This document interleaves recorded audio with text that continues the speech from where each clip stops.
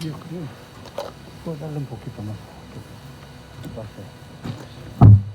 Vamos a tomar el bogey ahí para bajarlo. Espérate.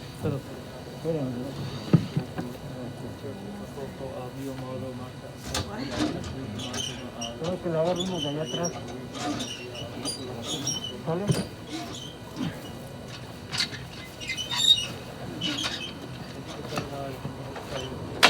¿Mueves? Yo. ¿Qué ponen todas sus chingaderas?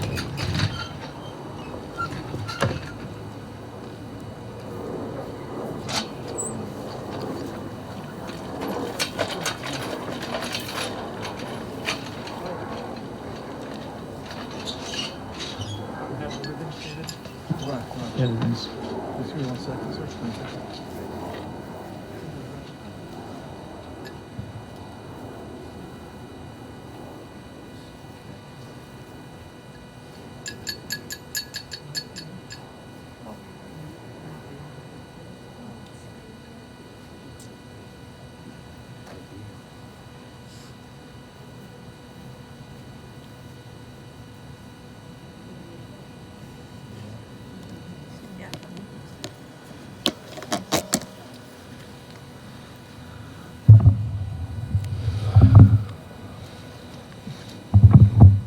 Ladies and gentlemen, in just a moment we're going to begin the funeral services of Mrs. Norma L. Gordon.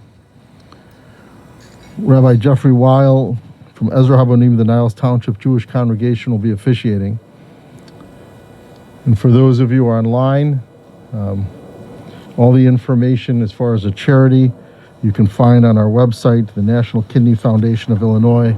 For those of you who are here, that information is on your service folder. Also, please take a moment to be sure your cell phones have been turned off as the rabbi approaches to perform the ancient ceremony of Kriya.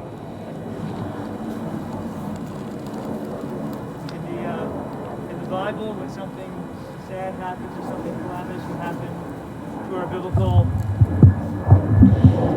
In the Bible, when something sad or shocking would happen to our biblical forebears, they would tear their garments as a sign of their wounded, vulnerable hearts. And so that's the ribbons that the mourners now wear evokes that time in the Bible. Jacob tore his garments when he believed that his son Joseph had been killed, and it happens over and over again throughout Torah and the rest of the Bible. The blessing that we say when we perform this act of Kriya means tearing, acknowledges God as the Dayan Ha'emet, the judge of truth, or the true judge, believing, as our tradition does, that God is ultimately in control, even though those ways might sometimes baffle us or even be hard for us to imagine, to believe, but our tradition nudges us towards that kind of faith. And so you should have the ribbons, the children against the heart, and Lester on the other side, on your right side. And so I will recite the blessing, and then you can actually tear the ribbon. You can tear it up or to the side. Usually up, I think, works best. So please find the ribbons. And before you tear, recite this blessing after me. Wait 1 sec. Okay. Baruch atah Adonai, Eloheinu melech haolam, Dayan ha'emet.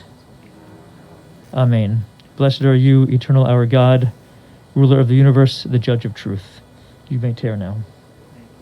Yeah, that's good.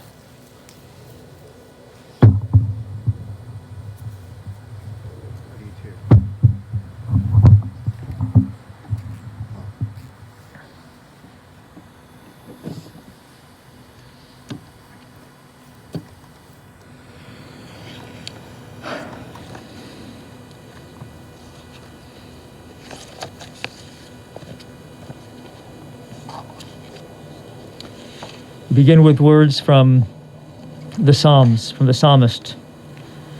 Adonai, ma adam v'teda'ehu, ben enosh v'techashvehu. Adam v'hevel dama, yamav kitzel over b'boker yatzitz v'chalaf, la'erev yimalel v'yavesh. Tashev enosh adaka v'tomer shuvu b'nei adam. O eternal God, what are we that you have regard for us? What are we that you even be mindful of us? We are all of us just like a breath. We are a passing shadow. We come and go like grass, which in the morning shoots up and is renewed, and in the evening it fades and withers. But God, you cause all of us to return unto dust, saying, Shuvu b'nei Adam, return, O mortal ones. Would that we were wise. Would that we understood whither we go from here, for when we die, we carry not with us our glory or our riches. But God, you say, Shmor tam urei yashar, behold the upright, behold the wholehearted. Those are the ones who shall find shalom, who shall find ultimate peace. So friends, we gather now to remember one and say farewell to one very sadly who was Yashar, straightforward, and Tom, wholehearted, as she was caring and loving and supportive Norma Gordon.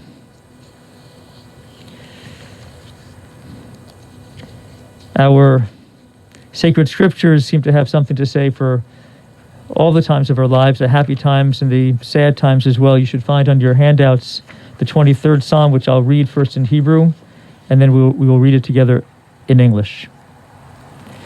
Adonai ro'i lo exar, bino desha yarbitzeni, al meit menuchot yinahaleni nafshi yeshuvev, yancheni v'magle tzedek lama'an shemo, gam ki elech begeit salmavet, lo irara, ki ata imadi, shivtecha ad mishantecha, hema yinachamuni, ta'aroch lefanai shulchan neged tzorai, tishanta v'shemen roshi, kosi revaya, ach tov v'chesed yudafuni, kol yemei chaya, v'shavti b'veit Adonai, la'orach yamim. Let's read together. The Lord is my shepherd, I shall not want. He maketh me to lie down in green pastures. He leadeth me beside the still waters. He restoreth my soul. He leadeth me in the paths of righteousness for his name's sake. Yea, though I walk through the valley of the shadow of death, I will fear no evil, for thou art with me. Thy rod and thy staff, they comfort me. Thou preparest a table before me in the presence of mine enemies. Thou anointest my head with oil. My cup runneth over. Surely goodness and mercy shall follow me all the days of my life, and I shall dwell in the house of the Lord forever. Esa enai el harim. I lift up mine eyes unto the mountains. What is the source of my help? My help comes from the eternal God, Osei Shemayim va'aretz, the one who made heaven and earth. God will not let your foot give way. Your protector does not slumber. Behold, the Shomer Yisrael, the protector of Israel, does not slumber nor sleep. God is your guardian and your protection at your right hand. The sun will not smite you by day, nor the moon by night. May God guard you from all harm. May God guard your soul, your going out and your coming forth now and forever. The very familiar verses from Ecclesiastes, or in Hebrew Kohelet, also speak of this idea that the world and the experiences that we have in life are unfolding in a way that they ought to unfold. Again, this is very difficult for us to imagine, for us to accept sometimes. But our tradition, once again, urges us to try to understand the world in that sort of, with that sort of magnanimity, understanding that things are moving along in a way that they're supposed to move along. For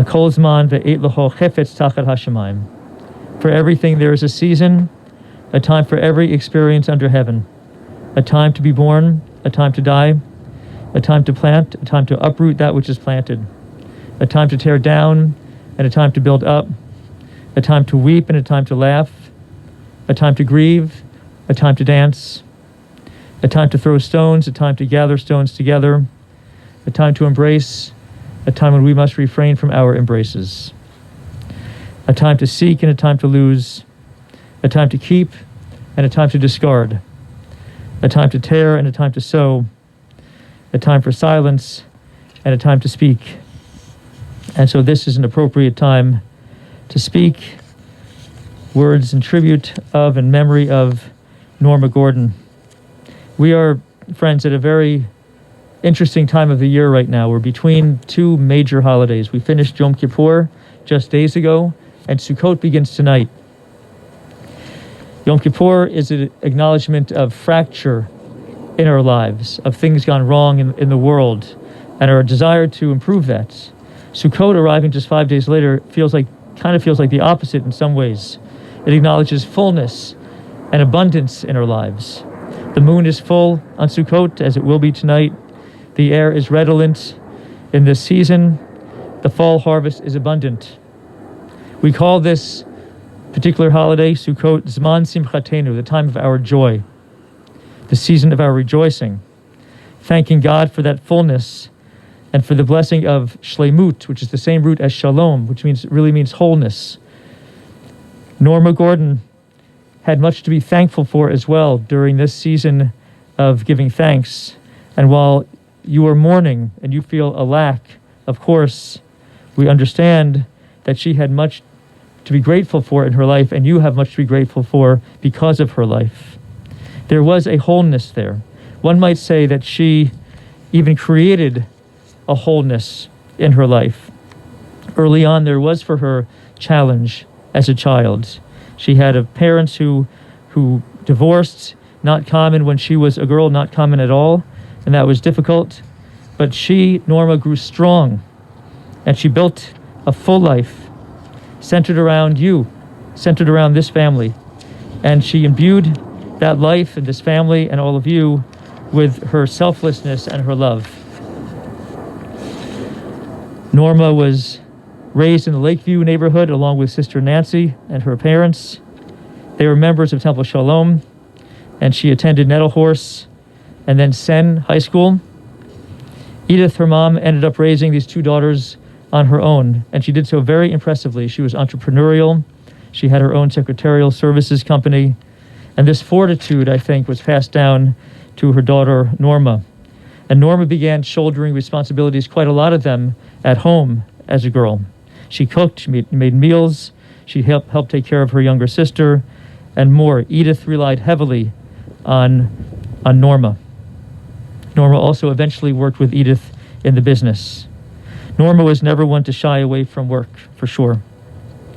After graduating from Sen, she headed downstate to University of Illinois. And around that time, maybe in college, maybe a little bit afterwards, there's a mutual friend, offered to fix her up with this young man named Lester. He called Norma, got in touch with her. Norma figured, at least according to family lore, I have nothing better to do. And so they went out. The family story is that Lester did not make much of an impression. Lester, I'm skeptical of that story. Either way, Norma made an impression on you, and eventually it was reciprocal. And that began a relationship of love and respect, I should say, a durable relationship of love and respect, a couple of years of dating and 66 years of marriage. Norma was determined for herself to create a successful marriage, and Lester as well, and they did. It was a relationship of deep love and genuine respect. A beautiful bonus to Norma's marrying Lester was your sister, Muriel. Is that right? They had a very close relationship, Norma and Muriel did, despite the fact that one was here and the other in New Jersey. Lester worked hard at Gordon Brothers, and now a century-plus concern business, and Norma was at home at that time managing the growing family, Gail, Steve, and Rick. They settled in Timber Ridge on Samoset, in the house there. Norma was, as a mom, at least relative to some of your friends, fairly strict parents. The Gordon kids had firm curfews, earlier perhaps than most. Dinner was reliably on the table every night, and the whole family, the five of you, sat together for dinner. That was a nightly ritual that we ought not take for granted now. With our hectic, frenetic lives, many families don't take that opportunity or feel like they have that opportunity, but you had that for all those years, the five of you having dinner together. Norma was a busy person. She maintained long lists of things that she had to do. She was not an idle kind of person. She was always doing. She was also always reading. She had a lot of stuff that she would read, the Time magazine, newspaper, a book was often in hand. Of course, she also watched the Cubbies play, and having grown up not too far from Wrigley Field, I guess they kind of imprinted on her. Gail, Steve, and Rick went to Evanston Township High School, and perhaps this is when, maybe earlier, maybe later, that Norma became an article clipper, a newspaper article clipper. And I think about that now, given the status of print media, clipping articles may soon really be something that we just see as quaint and a thing of the past. Now we forward articles and we post them, but she clipped them, and she continued to clip, and even if it was something that was tangentially relevant to your lives, like Carly told me last night about GBN, she would clip it, and she'd give you these clippings of these articles to her loved ones. Years passed. The family expanded with the extremely joyful arrival for both grandparents of the next generation, Alec, Carly, and Eric. And Norma and Lester were the most loving and supportive of grandparents.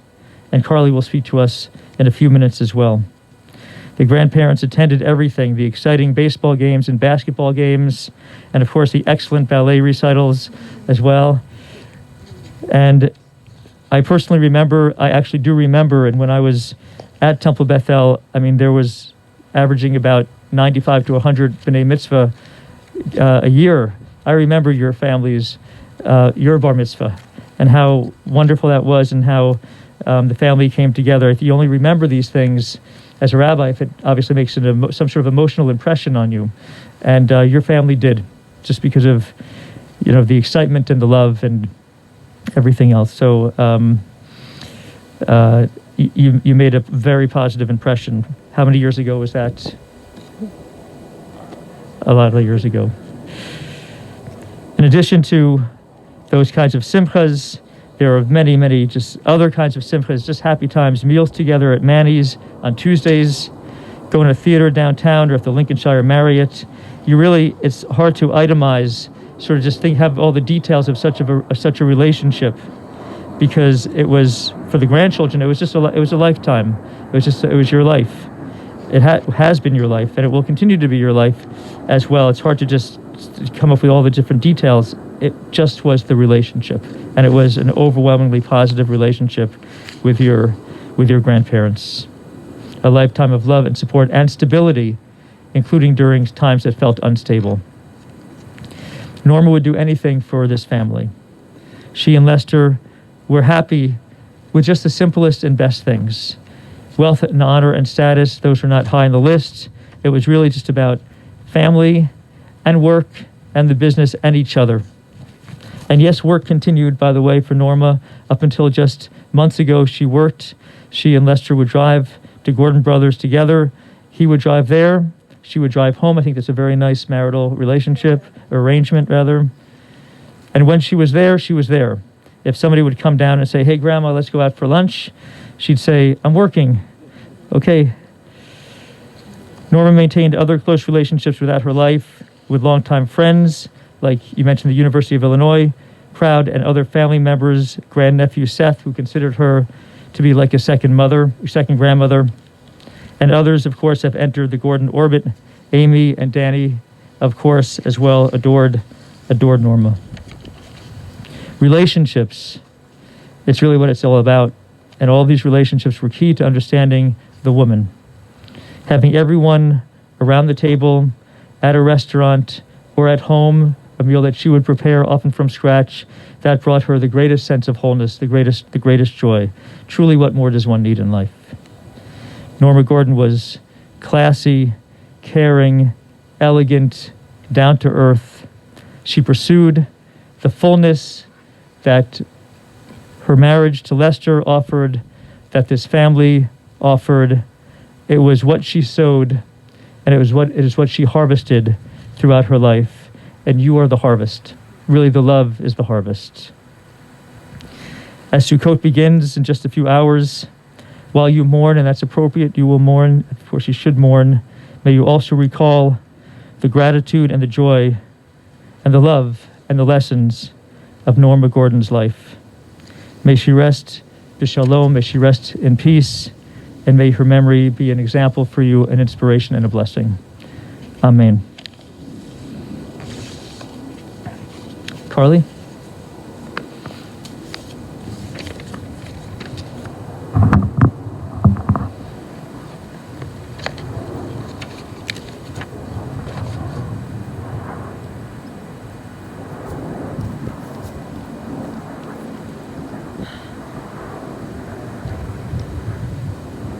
When I asked my dad yesterday if I should speak at my grandma's funeral, he said that if I wanted to, I absolutely could, but it wasn't necessary. He also said, thank you.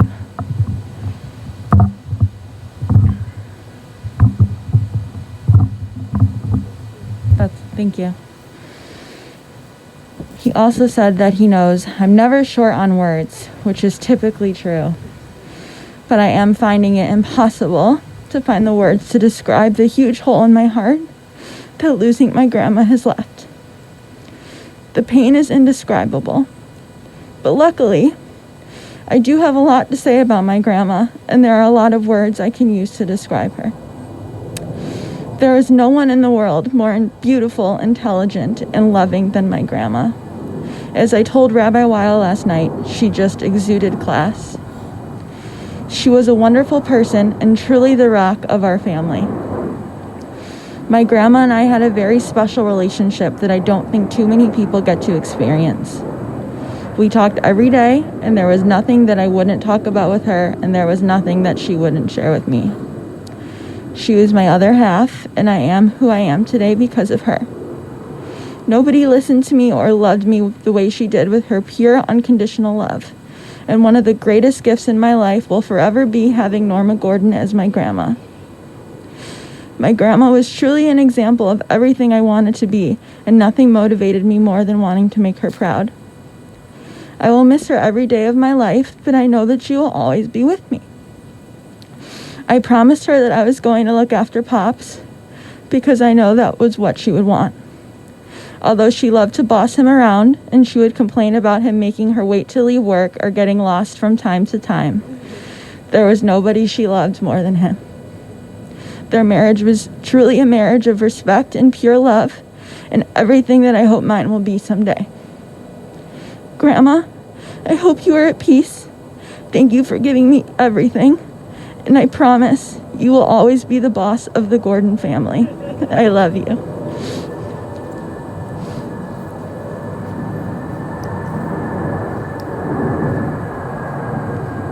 Thank you, Carly.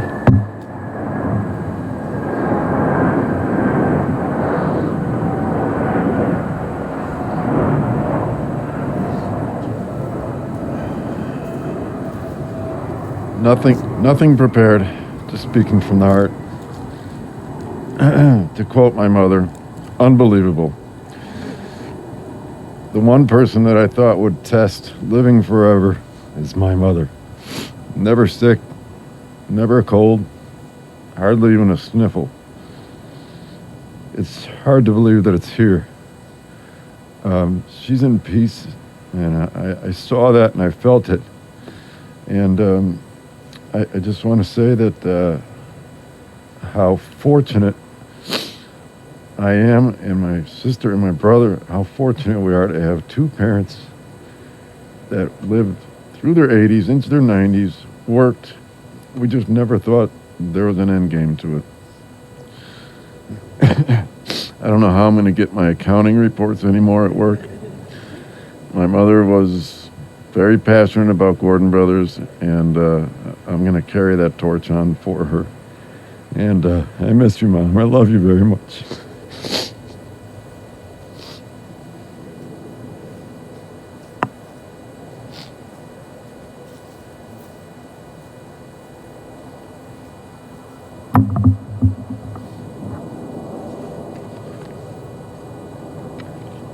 Thank you. Leida Hireshit. Leida Hireshit. Uftirat Tachlit. Hachaim Kamasahem. Kahalicha Ktmicha V'Shalav V'Shalav. Birth is a beginning, death a destination, life a journey, a going and a growing from stage to stage. And sadly, the good journey of the life of Norma L Gordon has come to its conclusion.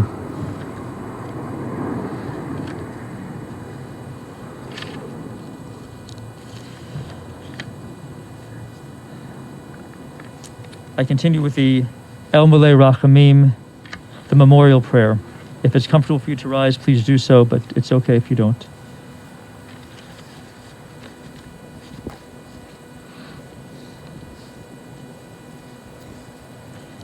El Malei Rachamim, Shochein Bamromim, Hamitzei Menucha Nechonam, Tachat Kanfei Hashchinam, Im Kedoshim Utehorim, Kezohar Rakia Masirim, Et Nishmat Nechama, Hayakara Shalanu, Shahalcha La'olamah, Baal HaRachamim Yasirechaz B'Seter Kenafav La'olamim, V'yitzur B'tzur HaChaim Et Nishmatah, Adonai Hu Nachalatam, V'tanuach B'Shalom, Al Mishkava, V'nomar.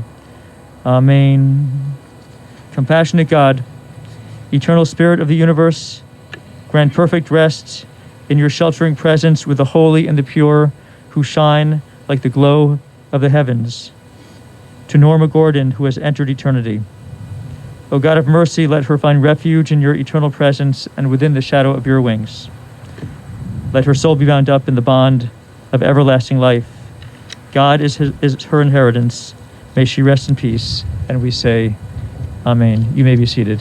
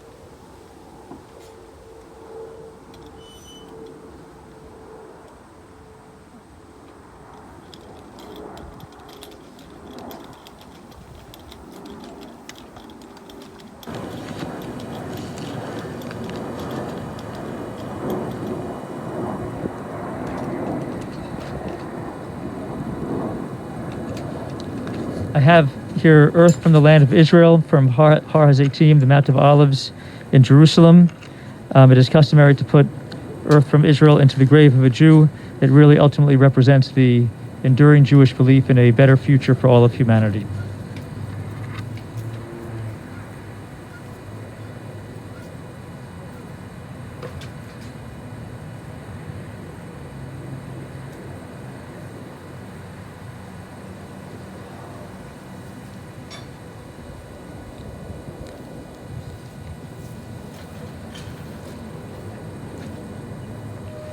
Al Mikoma, Tavu B'Shalom.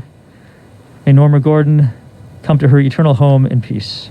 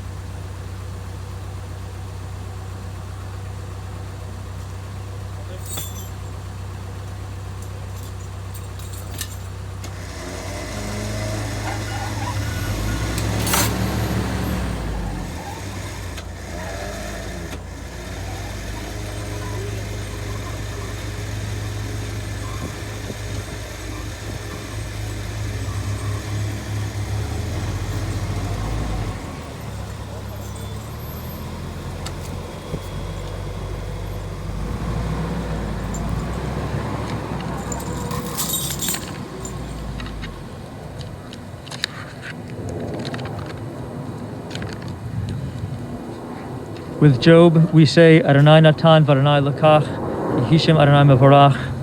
The Lord has given, the Lord has taken. Blessed be the name of the eternal God. In a moment, we will recite Mourner's Kaddish, and after we recite Mourner's Kaddish, you'll have an opportunity to do what some consider to be a final mitzvah, which is placing 3 measurefuls of earth into the grave of a loved one. In my mind, it's actually not the final mitzvah. The final mitzvah continues, or the mitzvot continue with the reciting of Mourner's Kaddish, remembering Norma at the appropriate times during the year, and also, of course, just living in a way that would bring blessing to her memory. Oh God, help us to understand that grief and love go hand in hand, that the pain which loss inflicts is the measure of a love that is stronger than death. Though we cry in the anguish of our hearts, may we be like children, O God, who know that their parent is near and who cling unafraid to your trusted hand. In this spirit, O God, do we commit all that is precious to us into your keeping as we now rise for the words of Mourner's Kaddish.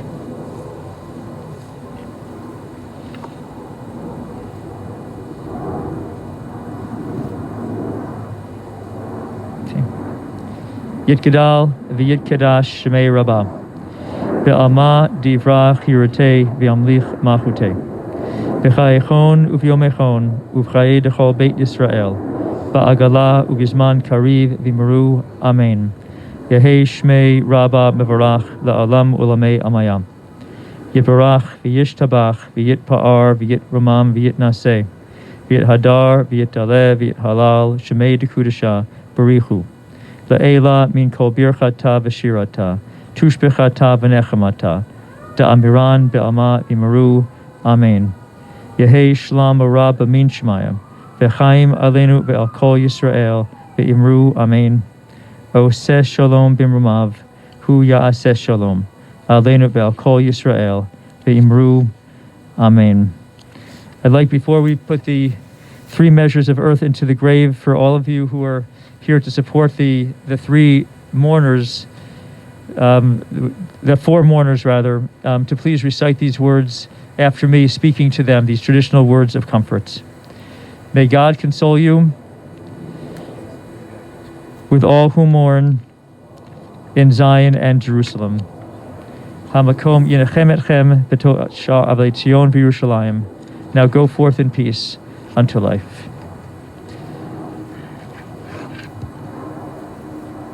Ladies and gentlemen, at this time you can come forward and place earth into the grave. You can also place the flowers. And then the services will be concluded. For those of you who wish to witness the gentleman covering the grave, you may remain. Otherwise, you may return to your cars. And to the people that are online, I know the family appreciates you being part of the ceremony. Shabbat Shalom.